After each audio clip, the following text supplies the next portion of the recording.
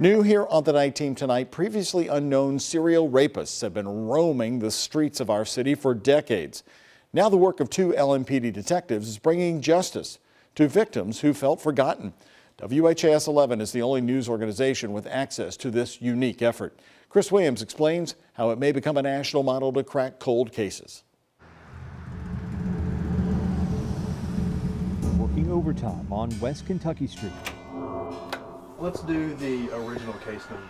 Inside a 7 by 14 foot closet. Looks like March 4th, 1981. A pair of detectives is going back in time. A62456. Clearing a backlog of heartbreak and terror. It doesn't say which one though. Their ingenious idea has revealed a nightmarish truth. Does it list a weapon on there? A gun. But it's also providing answers. Original case file number 005575. To decades-old questions. November 28th, 1979. For some, Does it have a backlog case number? those answers are too much to face so long after trying to put their lives back together. Looks like rape first degree, sodomy first degree, and it is from 10/20 of 1979. For others, the answers come a moment too late. In 2015, a state audit discovered more than 3,000 rape kits sat untested in police storage units across the Commonwealth, creating an urgency to fund the labs and clear the backlog.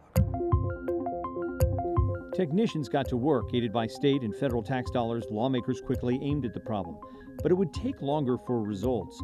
Two Louisville Metro Police Department detectives wrote new rules to the waiting game. While we were waiting for these DNA hits to come back, we did our own legwork, our own boots on the ground legwork, and were able to come up with some real interesting findings. Detectives Lindsay, Lynch and Kris Pedigo are LMPD sex crimes detectives. It is literally a moment of eureka. I can't even describe it because it's almost like you have to see it in action. They devised a spreadsheet and cracked open more than 1,100 cold case files for rape kits that had been sent off to be tested. Their strategy connected clues discovered by detectives past. We're going to take their hard work and all their legwork, really, because that's all you had back then, and we're going to digitize it, and we're going to break it down step by step, and we're going to build off of it with the resources that we have now. And it has been exponential. The ground that we have gained, it's immeasurable. I mean, you can't, it's crazy. And it may sound crazy simple, but the results are monumental. They designed a spreadsheet, listed victim information, any suspect descriptions, weapons used, words said, dates, times, and locations from those old files.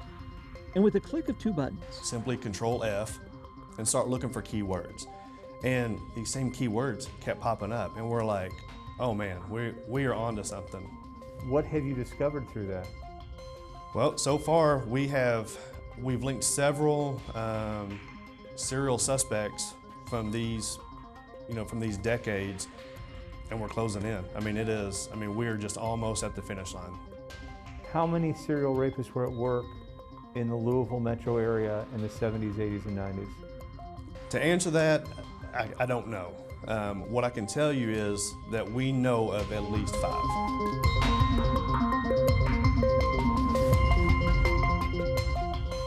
Our report doesn't stop there tonight. Hot on the trail of the serial rapists. When we return on the Night Team, the impact of this innovative work on victims who have long felt forgotten.